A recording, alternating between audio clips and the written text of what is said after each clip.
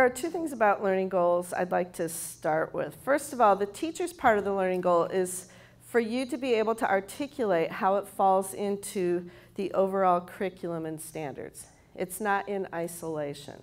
You may not have that part written down, but in your mind it should be really clear. Why am I doing this? How is it going to support my students' learning?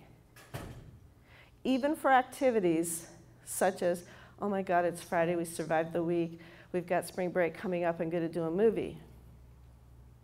There should be some thoughtful planning on that. If you're going to do something like that, there should be a reason that ties into your curriculum. So your learning goal is going to reflect that.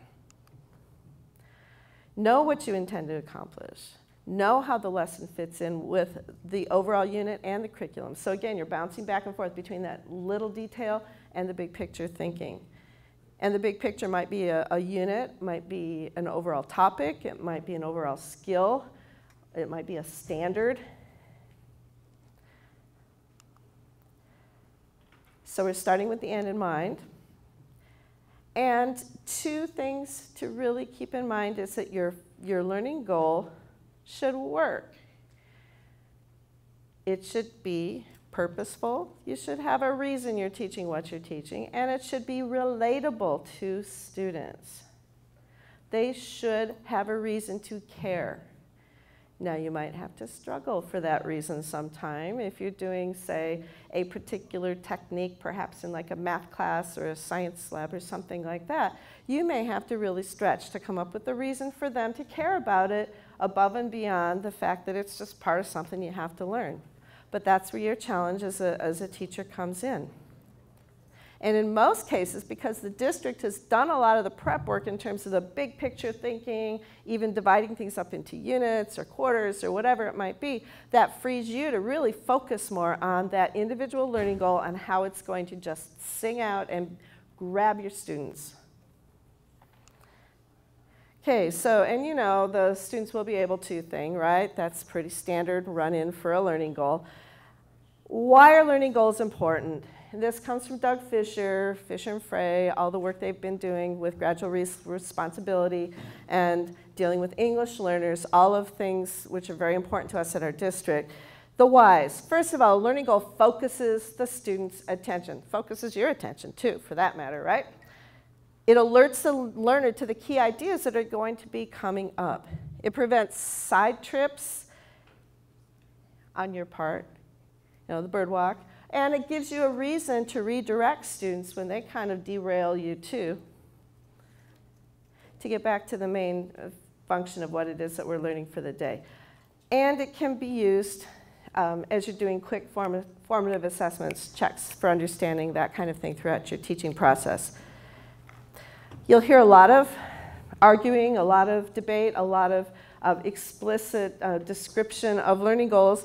And this will change a lot from site to site, for the district as a whole, what you might have heard in teacher training, what you might be currently doing now.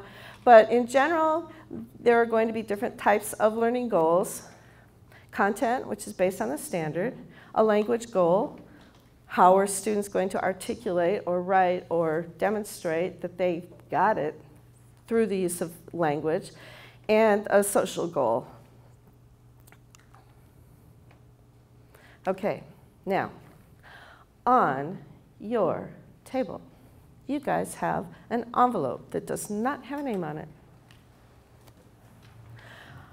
I have found some learning goals that are in that envelope. They're a whole page worth, all cut up into little teeny tiny strips.